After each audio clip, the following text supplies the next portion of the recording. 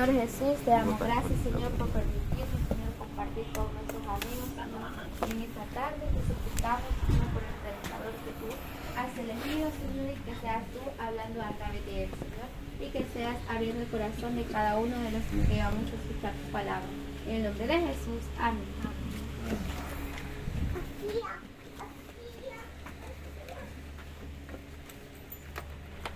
Sean bienvenidos nuevamente, queridos amigos, queridos hermanos. Amén. El día de hoy estamos dando inicio a una campaña de la Iglesia Adventista del Séptimo Día. Es campaña de pequeña congregación, pero estamos reunidos aquí en este hogar, no estamos reunidos en la iglesia. Es decir, que hay diferentes grupos en diferentes hogares reunidos por esta campaña. Quiero iniciar dándole el tema del tema de hoy. El tema de hoy es el gran conflicto entre el bien y el mal. Si ustedes vieron, a cada uno le repartí una hoja. Esta hoja es perteneciente a un sílabo de lo que vamos a estar dando durante la semana. Nuestra campaña dura 6 días. Vamos a empezar hoy y vamos a culminar el sábado. Puede venir todos los días que usted quiera. Están invitados. En la hoja del sílabo están citados todos los versículos que vamos a leer. Usted, si tiene Biblia en su hogar, puede ir a su hogar y buscar las citas y compararlas si están correctas. Hoy, si no tiene Biblia, yo le puedo aconsejar que en Play Store se le pueden descargar gratuitamente. Ahí puede descargar la Biblia gratuitamente. Quiero iniciar leyendo la base bíblica que está en Romanos 3:23. Romanos 3:23. Es la primerita que está ahí. Ahí dale, Esteban. Romanos 3:23. No, aquí en la primerita.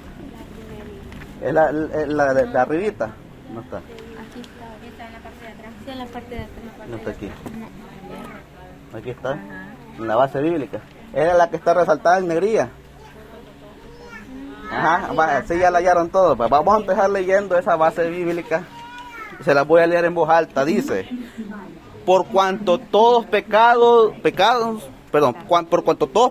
y están destituidos de la gloria de Dios. La palabra de Dios dice que todo el mundo ha pecado.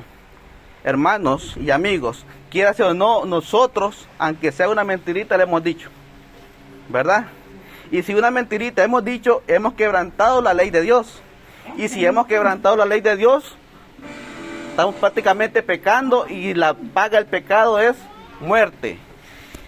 Amigos, yo quiero iniciar con una historia. La verdad, la historia yo la leí y yo quería excluirla, pero si la excluyo sería quitarle la esencia al mensaje.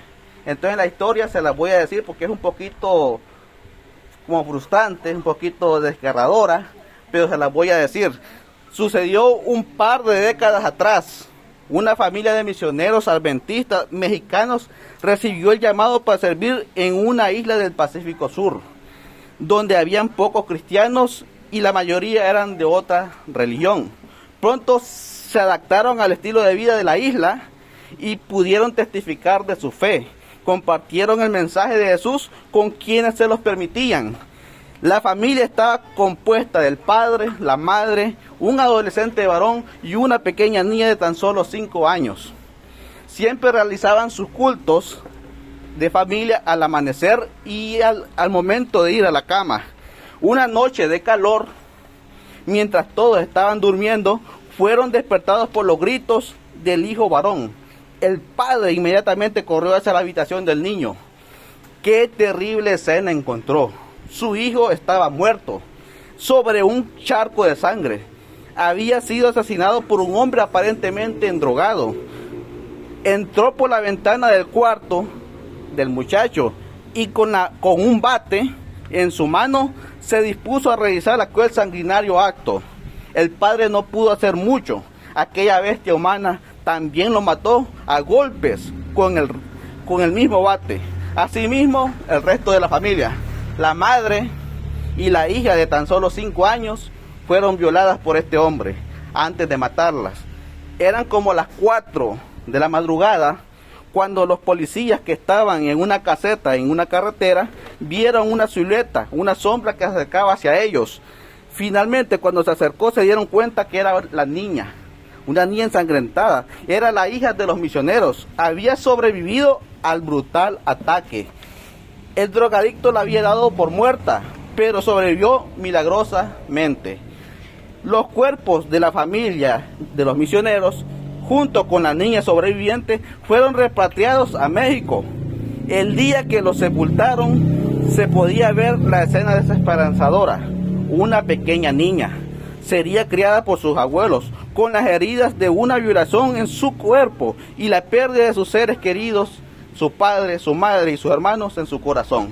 Amigos, hermanos, cuando nosotros escuchamos noticias así, o nos cuentan o nos relatan historias así, recordamos que este tiempo de paz que estamos viviendo en nuestro país solamente es aquí. El mundo está lleno de crueldad, de maldad. El mundo está lleno de guerras, de egoísmo. El mal persiste y va incrementando cada vez más y más. Y surgen algunas preguntas como cuáles: ¿por qué las personas buenas les suceden cosas malas? ¿Por qué sufre el ser humano? ¿Por qué el inocente sufre? ¿Por qué se dio la pandemia del COVID-19 y mató tanta gente? ¿Por qué mueren de hambre tantos niños en África?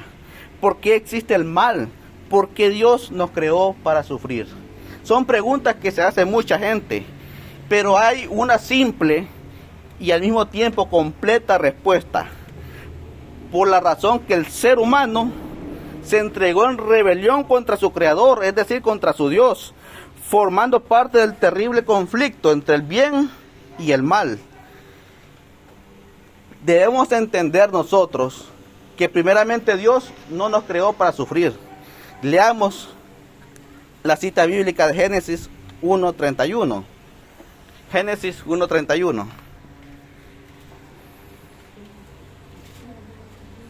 Dice: y vio Dios que todo lo que había hecho, y he aquí, era bueno en gran manera.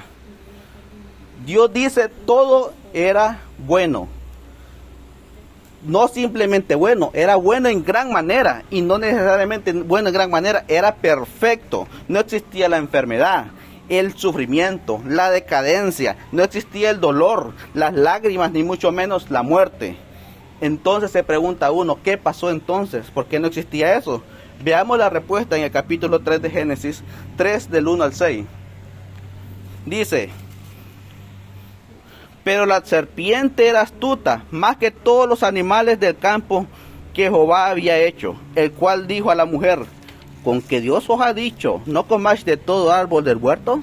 Y la mujer respondió a la serpiente: del fruto de los árboles del huerto podemos comer, pero del fruto del árbol que está en medio del huerto, dijo Dios, no comeréis de él, ni le tocaréis, para que no muráis. Entonces la serpiente dijo a la mujer: no moriréis, sino que sabe Dios que el día que comáis de él, serán abiertos vuestros ojos, y seréis como Dios, sabiendo el bien y el mal. Y vio la mujer el árbol que era bueno para comer, y que era agradable a los ojos, y árbol codiciable para alcanzar la sabiduría. Y tomó de su fruto y comió, y dio también a su marido, el cual comió así como ella. Dios había confiado en el hombre para que señoreara el mundo. Había confiado en el hombre para que señoreara la creación. Era mayordomo de la creación. Solo se había reservado para sí un tan solo árbol, el árbol del bien, del mal y de la ciencia. Era una prueba de confianza de Dios, una prueba de fe hacia Dios. Mientras el hombre confiara en la palabra de su Creador, no caería en desobediencia, en pecado, no entraría en el gran conflicto del bien y del mal. Dios había advertido a la pareja no solo de la existencia del árbol, sino también de la presencia de un terrible enemigo en el árbol. Les aconsejó nunca estar solos, siempre andar juntos, y de ser posible ni se acercaran al árbol. Pero un día Eva se acercó sola al árbol. Desde ese momento su fe, su confianza en Dios se comenzó a resquebrajar. Antes de desobedecer, perdemos nuestra fe en Dios poco a poco. La serpiente aprovechó ese momento e hizo que la confianza de Eva se resquebrajara totalmente, diciéndole que Dios era mentiroso, que no morirían si comían del fruto que se había de convertirse ellos en dioses. Eva confió en la voz de la serpiente y desconfió de la palabra de Dios. Adán confió en la voz de su esposa y desconfió de la palabra de Dios. Leamos Romanos 5:12, ¿qué dice respecto a esto? Romanos 5:12 dice: por tanto, como el pecado entró en el mundo por un hombre, y por el pecado la muerte, así la muerte pasó a todos los hombres por cuanto todos pecaron. Es decir, perdimos la confianza, perdimos la fe, nos rebelamos contra Dios, entrando en el gran conflicto del bien y el mal. Por ese motivo entró el sufrimiento y la muerte entre nosotros. Pero entonces surgen las siguientes preguntas. ¿Cómo fue posible esto? ¿De dónde comenzó el conflicto? ¿Y quién es la serpiente? Veamos la respuesta en Apocalipsis 12, 7 y 9. Apocalipsis 12, 7 y 9. Dice: después hubo una gran batalla en los cielos. ¿Dónde? En los cielos. Miguel y sus ángeles lucharon contra el dragón, y lucharon el dragón y sus ángeles, pero no prevalecieron, ni se halló ya lugar en ellos en los cielos. Y fue lanzado fuera el gran dragón, la serpiente antigua, que se llama Diablo y Satanás, el cual engaña al mundo entero. Fue arrojado a la tierra, y sus ángeles fueron arrojados con él. Ahí comenzó el gran conflicto, en el mismo cielo, con la rebelión del gran dragón, la serpiente antigua, la del jardín del Edén, el mismo diablo y Satanás. El versículo 4 de este capítulo menciona que su rebelión, el diablo no estaba solo, había arrastrado la tercera parte de los ángeles del cielo. Arrastrado significa que había engañado con palabras astutas a aquellos seres perfectos.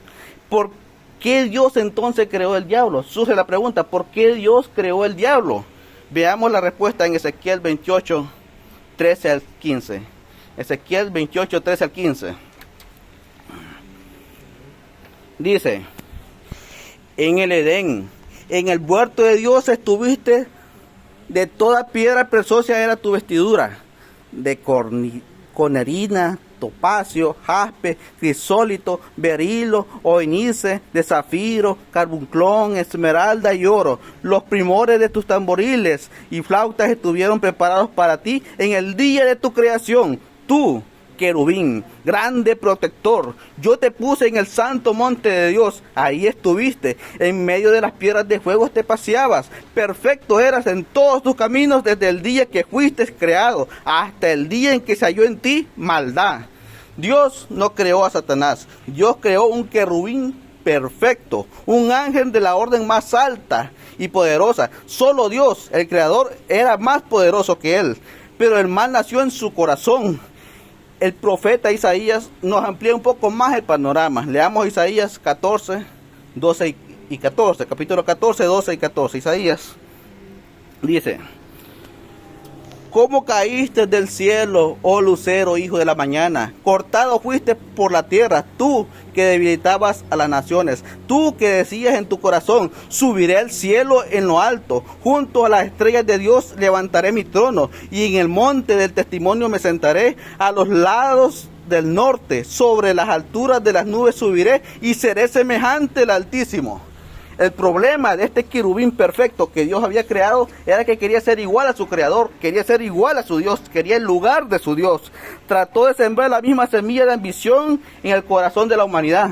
Y déjenme decirle, hermanos y amigos, que sí lo logró, arrastrándonos, al igual que la tercera parte de los ángeles, a participar de su rebelión contra Dios, participando en el conflicto del bien y del mal. Quiero que leamos Romanos 3:23. Nuevamente. Dice: por cuanto todos pecaron y están destituidos de la gloria de Dios. Destituidos de la gloria de Dios. Todo el ser humano, por un pecado que ha hecho, es destituido de la gloria de Dios, porque la ley manda muerte. Leamos Isaías 59:2. Isaías 59:2 dice: pero vuestras iniquidades han hecho división entre vosotros y vuestro Dios, y vuestros pecados han hecho ocultar de vuestros rostros, su rostro para no oír. Es decir, nuestra falta de confianza, nuestra falta de fe nos separó de Dios. Dios es la fuente de la vida eterna y al separarnos de Él perdimos esa vida eterna. No es que Dios nos la quitara, es que nosotros mismos decidimos estar separados de Él. Sin la fuente de la vida eterna a nuestro alcance entró la degradación y la muerte en la raza humana. Satanás y nosotros mismos somos los únicos responsables de la condición actual de nuestro mundo. No culpemos a Dios. De Dios proviene todo lo bueno. Lo malo es consecuencia de nuestra rebelión, de nuestra falta de fe, de nuestro pecado. Ahora la pregunta surge, ¿hay alguna esperanza para nosotros? ¿Hay alguna esperanza para la raza caída? ¿Hay alguna esperanza para la humanidad? Bueno, volvamos al inicio. Jesús visitaba todos los días a Adán y Eva. Era de costumbre que los visitara y platicara con ellos en el jardín del Edén. Y ese día que se rebelaron, no era la excepción. Jesús fue a buscarlos. Y mire que dice Génesis 3:8. Génesis 3:8 dice: y oyeron la voz de Jehová Dios, este quiere decir Jesús Cristo, que se paseaba en el huerto al aire del día, y el hombre y su mujer se escondieron de la presencia de Jehová Dios entre los árboles del huerto. Es decir, al nomás ellos escucharon la llegada de Dios a su cita diaria con ellos, se escondieron. La separación de su rebelión contra Él fue inmediata. Dios tuvo una breve conversación con ellos. Quería Dios que ellos confesaran sus faltas, que reconocieran su rebelión. Adán le echó la culpa a la mujer que Dios le había creado. Eva le echó la culpa a la serpiente que Dios había creado. Todos le echaron la culpa a Dios. A los seres humanos nos cuesta reconocer nuestra propia culpa. Siempre buscamos a quién culpar. Seamos responsables por nuestros actos malos y por nuestros pecados. Si alguien tiene un marido borracho, es porque así lo ha buscado. Si alguien tiene una esposa tóxica, es porque así la escogió. Si tienes problemas con tus hijos, es porque no los has sabido educar. La mayoría de nuestros problemas de salud se deben a nuestros propios descuidos. Nos vale más la vida, nos va mal en la vida porque estamos lejos de la presencia de Dios. Volvamos a Dios. Aunque Dios era el ofendido, Él dio el primer paso para la reconciliación. En Génesis 3:15, nuestro Dios se reconcilia con nosotros. Dice, aquí habla Dios a la serpiente y dice: y pondré enemistad entre ti y la mujer, y entre tu simiente y la simiente suya. Esta te herirá en la cabeza y tú le herirás en el calcañar. Es decir, Él mismo vendría a destruir el reino de terror del diablo y del pecado. Tomaría forma de un hijo de hombre y aplastaría la cabeza de la serpiente. Pero en ese proceso, Él sufriría mucho, aunque finalmente vencería. Él vendría en forma de como uno de los nuestros, sustituto y garante ante la condenación del pecado. Es decir, cuando Jesús vino a este mundo, Él caminó, vivió, fue tentado en todos los pecados, pero Él no pecó. Él murió y la paga del pecado es la muerte. Entonces, ¿cómo es que es posible una persona que no ha pecado merezca muerte? Entonces, cuando Él muere, se presenta ante su Padre y le dice: Padre, en ningún mandato, en ninguna escritura de tu ley dice que no podemos cambiar la vida. Yo, por amor a la humanidad, morí por ellos, viví la vida perfecta que ellos no pudieron vivir. Yo morí sin pecado, es decir, que yo puedo cambiar mi vida por ellos. Yo di mi vida por ellos, por amor a ellos. Entonces, todo aquel que se acerque a Jesús como abogado, intercesor por Él, será perdonado, porque la ley manda: tú quebrantaste la ley y la ley exige muerte. Pero si Jesús viene, paga la fianza, tú quedaste libre. Entonces la ley dice: hay justicia. Pero mientras no estemos representados por nadie, la ley va a mandar muerte. Hoy, hermanos y amigos queridos, hemos aprendido que Dios no tiene la culpa de nuestros sufrimientos. Satanás, la serpiente antigua, es quien se originó el pecado. Comenzó una rebelión en los cielos y engañó a la tercera parte de los ángeles. Con razón es el padre de la mentira. Dios no creó a Satanás, Él creó un querubín perfecto. Cuando la humanidad confió en la serpiente, se desconfió de Dios y pecamos. Al pecar por nuestra falta de fe, quedamos separados de Dios. Y el resultado de la separación de Dios, la fuente de la vida eterna, es la muerte. Pero Dios, el ofendido en esta rebelión, prometió que Él mismo vendría a pagar el costo de nuestra rebelión. Moriría y así derrotaría el reino de la muerte. Una historia cuenta que un hombre había sido condenado a muerte. Cuando iba a ser decapitado, el príncipe, el juez, le preguntó si tenía algún último deseo. El que iba a ser condenado le dijo al juez: ¿quieres un último deseo antes de morir? El condenado dijo: quiero un vaso de agua. Se le llevó el vaso de agua. Cuando se le llevó el vaso de agua, lo comenzó a tambalear, no lo podía beber. Vino el príncipe, que era el juez, le dijo: mira, no tengas miedo. Cuando tú termines, no te va a pasar nada hasta que tú termines ese vaso de agua. El condenado creyó en la palabra del príncipe y dijo: a botar el vaso de agua. Se derramó y no pudieron recoger el agua. Entonces el juzgado, el que había condenado, se salvó porque no pudo beber el agua. Y como el príncipe dijo que si no podía beber hasta que viviera el agua le pasara algo, él fue salvo por eso. El agua de vida se ofrece ahora a todo el que quiera tomarla. Toma de ella y vivirás. ¿Quieres decirle esta noche al Señor: quiero estar de tu lado, quiero estar en este conflicto del lado del bien? Dile esta noche: confío en ti. Él quiere librarte de la condenación del pecado este mismo día. La pregunta es: ¿confiarás en Él? ¿Estás dispuesto a confiar en Él? Levántense y pónganse de pie todos los que están dispuestos a confiar en Dios. Y nos unamos en oración, por favor.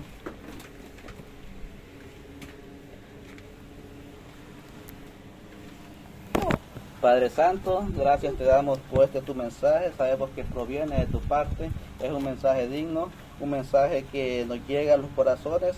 Padre, todos aquí aceptamos que tú eres nuestro Salvador, tú eres quien ha dado la vida por nosotros. Padre Santo, pedimos todo por todas aquellas almas que sí desean cambiar de corazón y quieren ser parte de tu redil, quieren ser parte de tu rebaño, Padre Santo. Padre, bendice a cada uno de los hermanos, a todos los que han asistido, Padre, en el nombre de tu Hijo amado Jesucristo, amén y amén.